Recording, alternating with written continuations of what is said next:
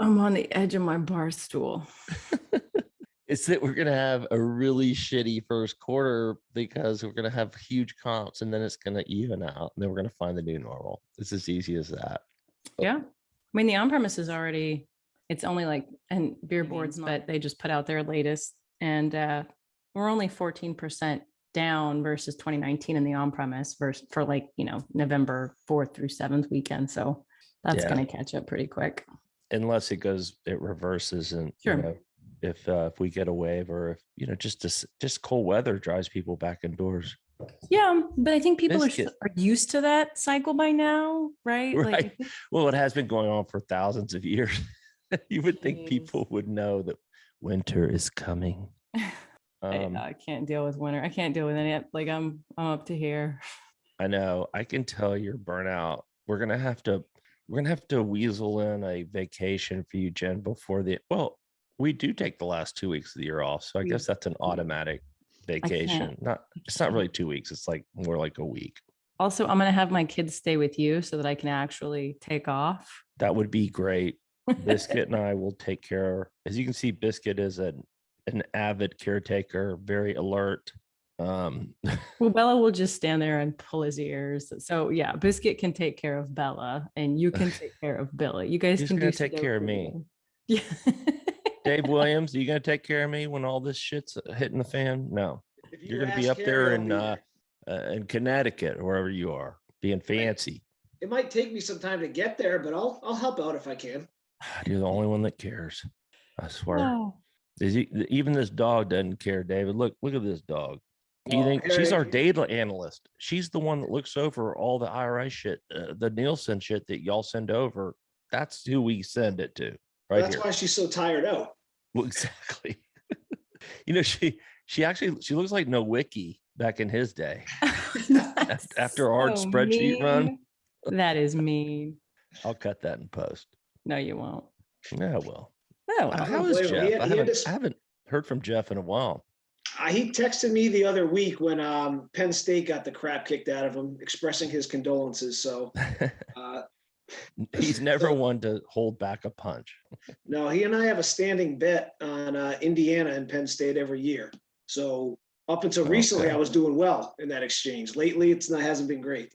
Yeah.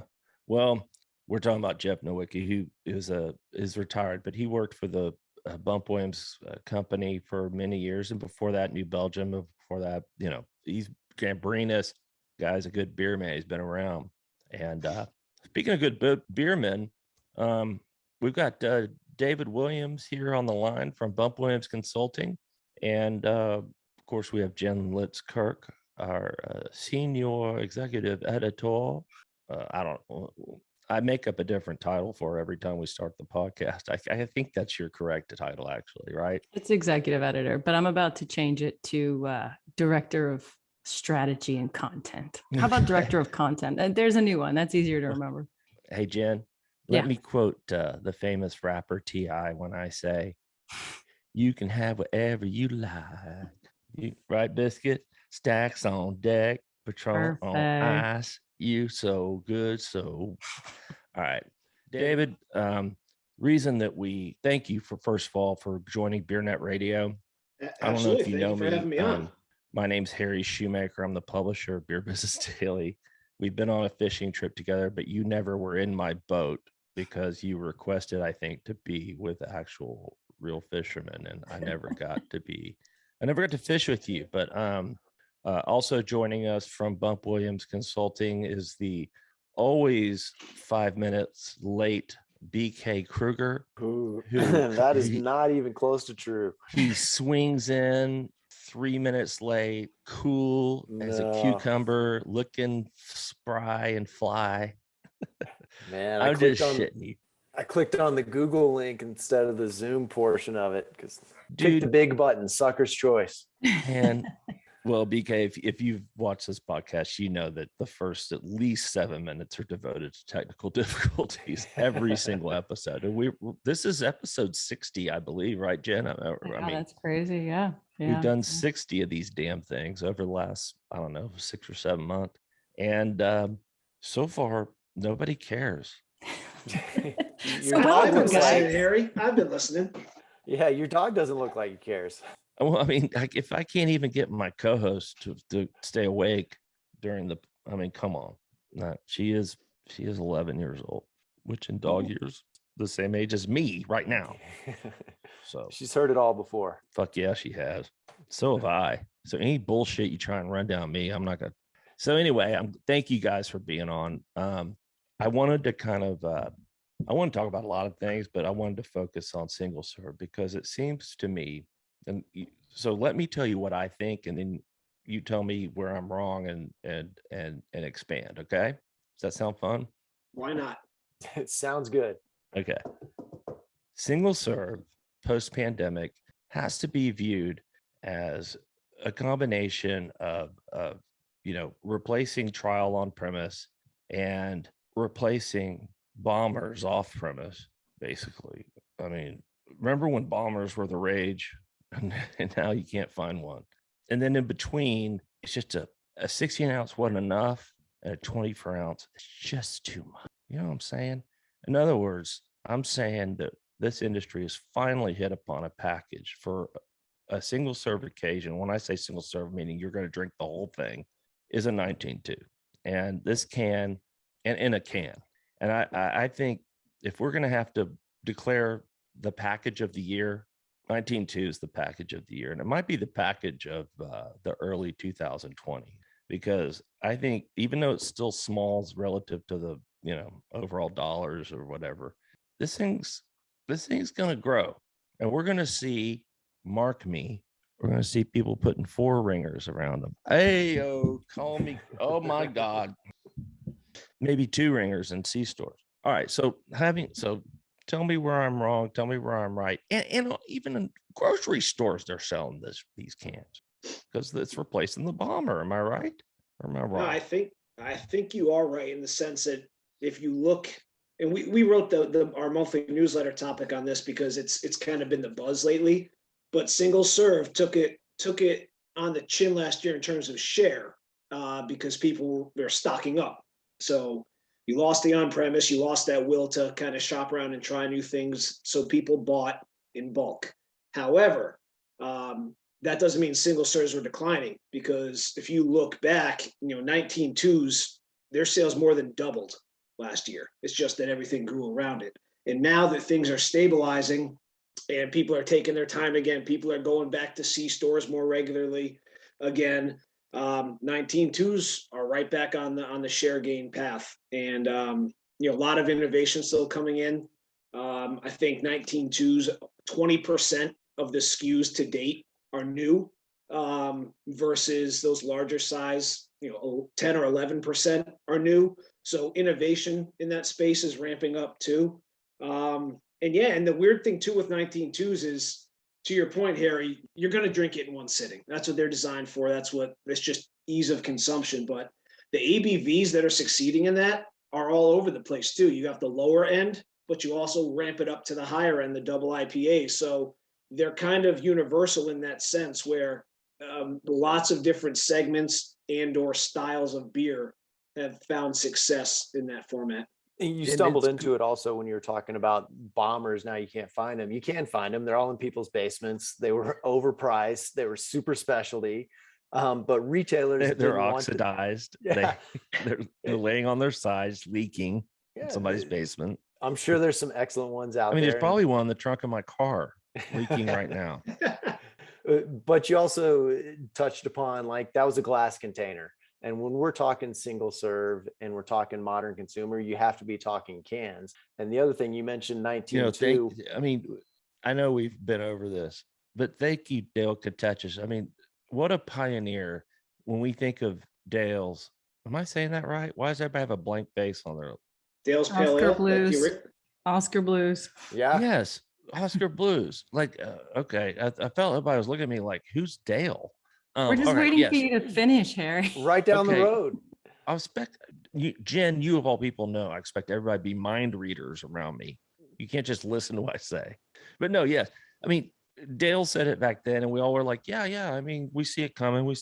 But I don't think we saw it coming so wholesale like it is now, that it's a I mean, it's almost ridiculous to put it in a bottle unless you're, been doing it for years. It's funny, Harry, because you're right. I remember the Dale's Pale Ale smokestack in stores, and that was one of, I think, 5 available 19.2 ounce SKUs you could get up until recently when they just exploded out of nowhere. But yeah, there was. I remember they call them like stovetops or smokestacks. Stovepipes. There it is. Yeah. Stovepipes. Right. And it's crazy too, because a lot of conversations at the same time revolve around SKU rationalization. So trimming SKUs, trimming packages, focusing on what's moving. And so adding a whole nother new size in the mix sounds counterintuitive, but they move, they sell. So they deserve that spot right now. And it's and, an easy spot. Things, singles are easy to add and remove. Well, yeah, exactly. They're taking the space of what was once moving and now no longer. So 19.2 is the new show. And you're right, like you said before, I see it in grocery a lot too. I was in a store in upstate New York, and there were 2 or 3 cooler doors filled with large format single serve for craft in grocery. So they're trying to absorb some of those grab and go occasions that their shoppers might have gone elsewhere for in years past. I have noticed that the grocery stores I attend, is that the right word? Attend? Shop at. I don't attend many grocery stores, but the ones I do attend, they ask me to leave very quickly. Mainly because I have this dog and she's normally rolled in mud and dung. But I've noticed, the impulse buy at the end and that little cooler is all energy drinks. Yeah. And I'm waiting for the day when they're gonna, a Mountain Dew hard seltzer in there. It reminds me of the movie. I don't know if you've seen this. It's an old movie. It was, probably before you were born, but it was called Fight Club. Oh yeah, I'm familiar.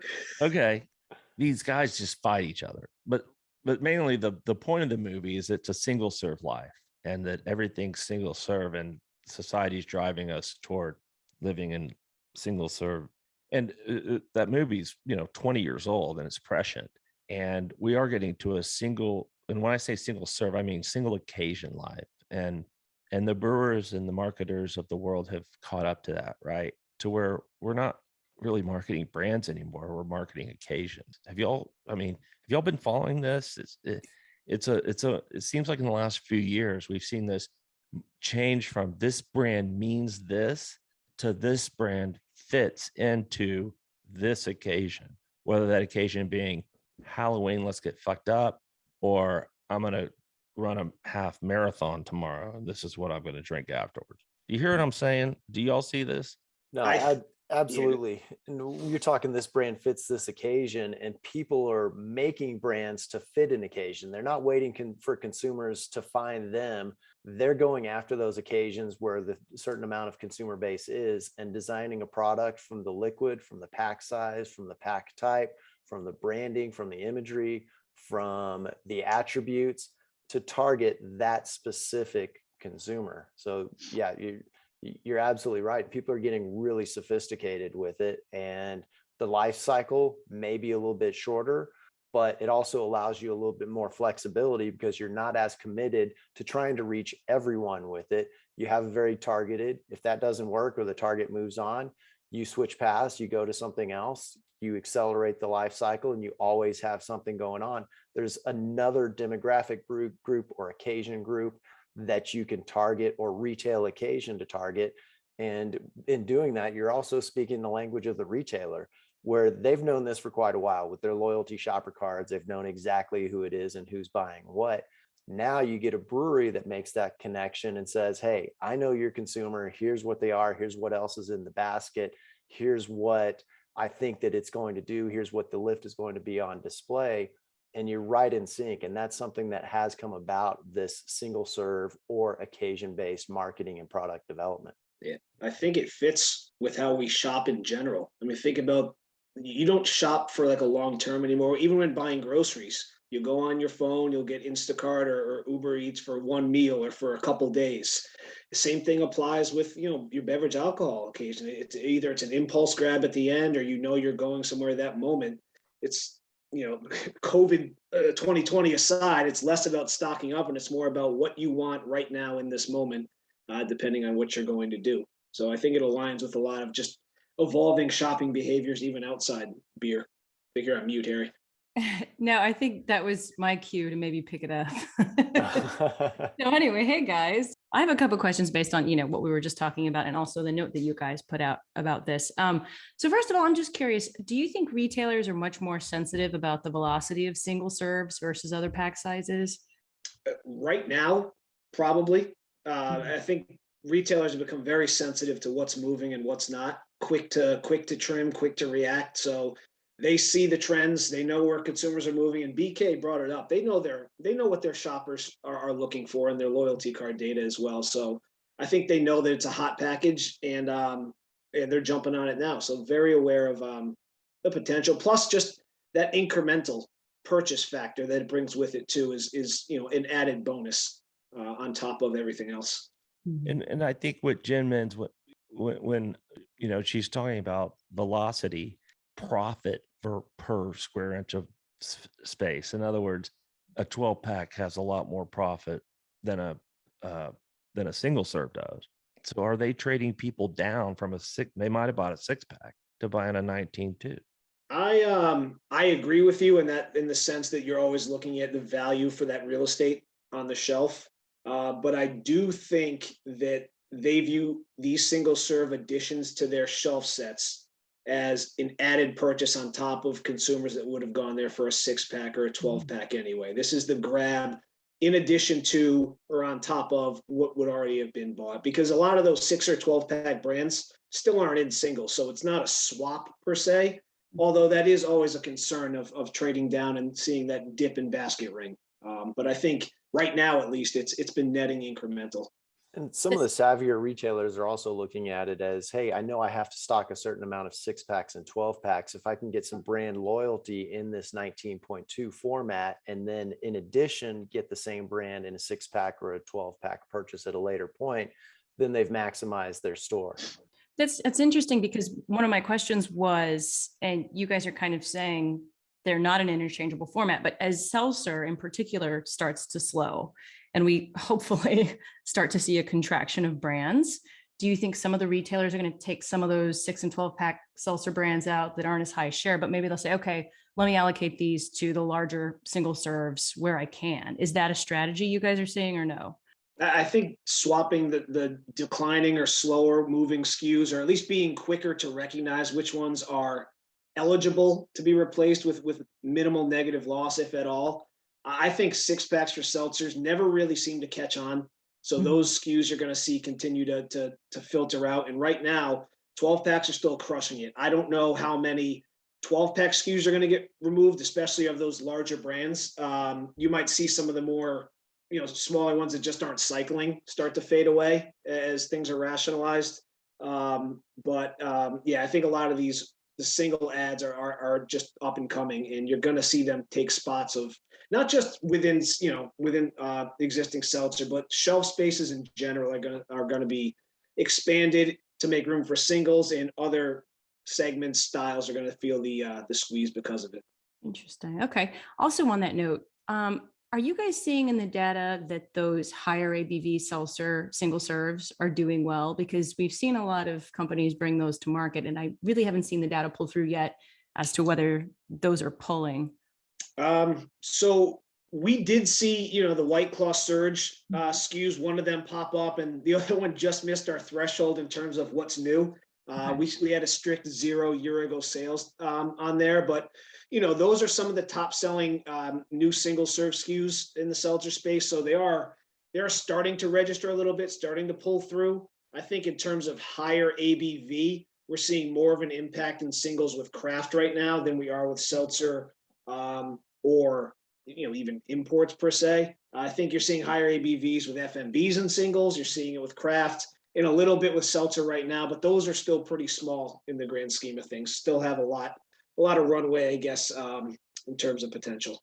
Yeah. As we're talking about occasion-based and consumers, there is that consumer that's not currently being captured by seltzer or by craft, that's that harder FMB, call it an RTD kind of transitory consumer that's in there. That's another occasion. That's another profitable occasion for retailers, especially at the C-store level, and increasingly so at the grocery level as well.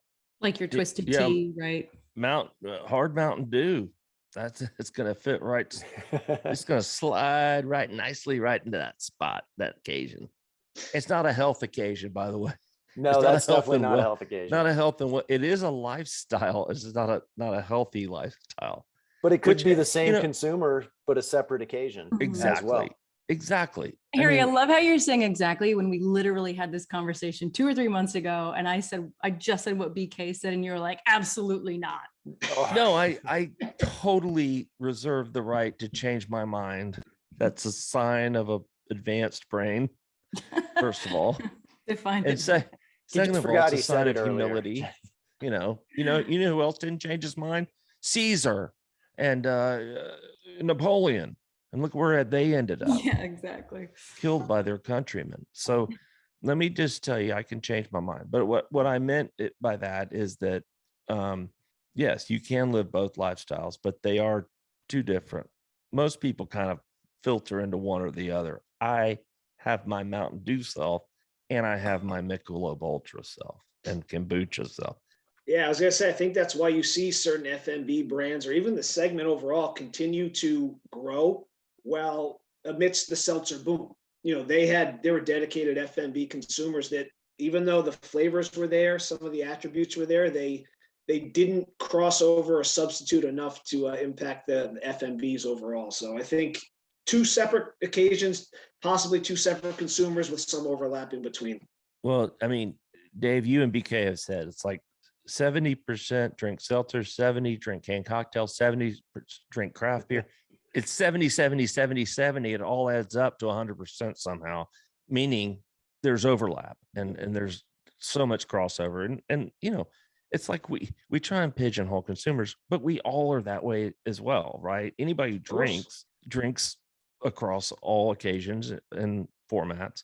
And so I guess my question is, Jenn kind of touched on it because we went through this period where, all day IPA is all about lower alcohol and easier drinking. And that filtered into seltzers. But now I feel like we're getting into more, hey, we want more flavor and we want more alcohol, not just in seltzers, in craft beer as well. Not seeing it in imports, that's a different animal. Have we not seen this wave before? We go high alcohol, high flavor, low alcohol, no flavor, high alcohol, high flavor, no alcohol. It's been going on for 100,000 years. And so it seems like we're now going for fruit flavored, but maybe a lighter base, like a wheat beer or sour, but fruit forward. So that's what seltzer brought us. Hey, we want fruit forward, but we want more alcohol now. The consumer is being led by a ring on their nose. And are we leading them into spirits or are we leading them into sour beers? That's my question. I mean, right now, if I look within craft, sours are up. If I look at spirits relative to beer, spirits are up. So, I mean, it's both. Yeah. So, and it's funny too, Harry, I looked at some of the top growth styles within craft this year. Among the top ones are either non-alc, which a lot of it is new and a lot of it is, year over year cycling for athletic, and then imperial IPAs right there with it. So it's high, no, 2 of the extremes. And then obviously you have a wealth of ABVs in between that. But I think, it's all about the occasion. What do you want? Do you want a non-alc for this? Do you want to ramp it up with a double IPA for that? Or if you're out and about, a lighter, flavor-centric wheat. I think we're seeing a lot of different things grow with a common thread of characteristics and attributes, kind of weaving it all together in between. And through all of this, what stays constant, which is anathema to me, is the East Coast IPA. Just rock solid, keeps going. A trend that I predicted 10 years ago was going to burn out. No, you're not wrong. And even the brands that have started to slow, there's more coming in to offset those losses. In a lot of those, old school New England based breweries that were doing this type of style for a long time, Now they're getting into chains, so people know those and they're going after those brands. Or the newer pop-ups are getting a fair shot at retail because hazy it continues to sell. There's there's no denying that, at least from the off-premise, and you see it in the on-premise when and if you're allowed to go. I was just gonna say, if you look at the growth in IPAs, traditional, whatever you want to call traditional IPAs, are struggling. I mean, the growth in the category that everybody lumps together as IPA is absolutely all about hazy and absolutely all about imperial. And a lot of that imperial is in the topic that we're speaking about now, as far as single serve.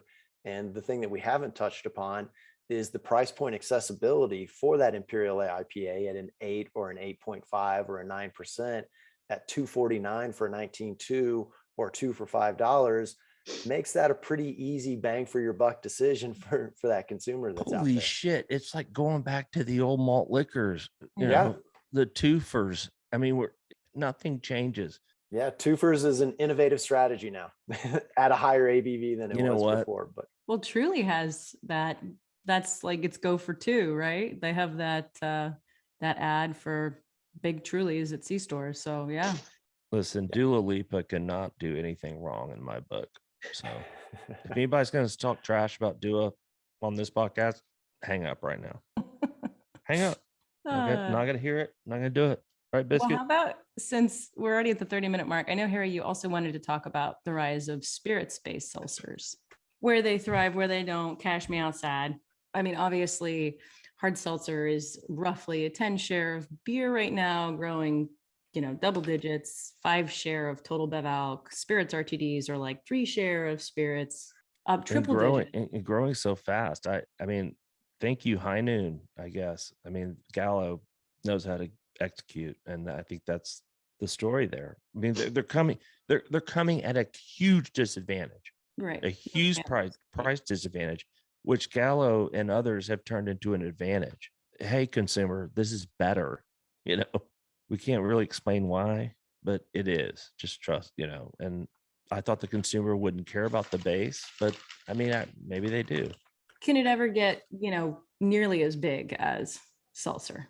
I think just because right now of the legal restrictions on where it can be sold, I think getting as big as seltzer is a tough feat to achieve as it stands today. I know, a lot of people and powerful people are trying to make moves to get those rules, those laws changed.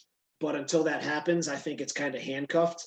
That being said, it's amazing. High Noon continues to gain share of the RTD canned cocktail segment, even with all these other new brands, flooding into the space. So High Noon's certainly leading the charge, but a lot of these new players are immediately getting pretty solid share out of the gate. Crown Royal made a big splash. Cutwater's been doing very well. You see Dogfish come in with a craft entry into the space. They're getting share. They're getting focus. So it's almost like what we saw at the beginning of this seltzer craze not long ago. There's something to be said about being first and or early to market, and then it's obviously going to get tougher. But right now, yeah, it's everyone's feeling the love right now. And it fits with that consumer as far as that in-hand occasion. You just expanded another occasion for that consumer that happens to be in hand, where there's no mixing, no thinking, at a favorable price point. It's on display. There's varying degrees of quality where you can go to small boutique producers of spirits-based RTDs that kind of have that cachet. You can go to the big names that everybody knows. So there's something in it for everyone. And you say it's quietly gaining share, it's doubling share. It's not just gaining share. It is off of a small base, but we're still talking hundreds of millions of dollars in growth on an annual basis that's spread across that consumer spectrum as far as what they're looking for. If they're looking for something small, boutique, local, they can find it. And that may be the only place that they find that particular brand. If they're looking for a brand that they can trust, absolutely they can find that as well. Right. And I wonder if there's Instacart's here, but I wonder if there's sneaky gains to be made, because obviously there's channel restrictions, but in venues, in the on-premise, in Drizzlies, as those grow share of channel, right? I mean, and that's probably a longer run, but those are sort of I think the maybe things that people aren't thinking about as much. But yeah, and to your point, BK, I think there's a lot more variety maybe in spirits RTDs than there is in seltzer. Certainly, to BK's point, from a complexity standpoint, because it's not just the vodka with a fruit flavor attached to it. It's the tequila-based beverages, the gin-based, the long drink movement that's going on. Whiskeys, rum. Rum overall as a category hasn't been doing great lately, but rum-based canned cocktails are still carving out growth to some degree. So different base, different recipes, different complexities than what you might get from a typical seltzer landscape. Seltzer has evolved a bit from a flavor standpoint, clearly, with what Boston Beer has been able to do with their Truly flavors and, the others, but spirits allow for a lot more customization, I feel like, at least what I see. So how about multi-packs? So I called out 19.2s as the the kind of the container of the year. I think variety packs is the pack of the decade so far.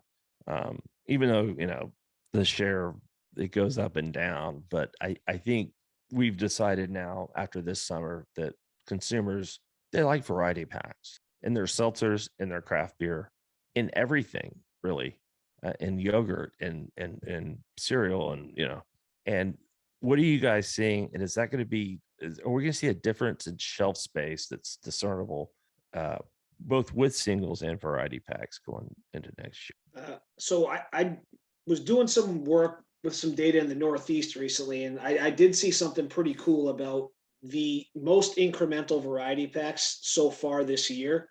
They either skew, this is craft, sorry, being specific to craft.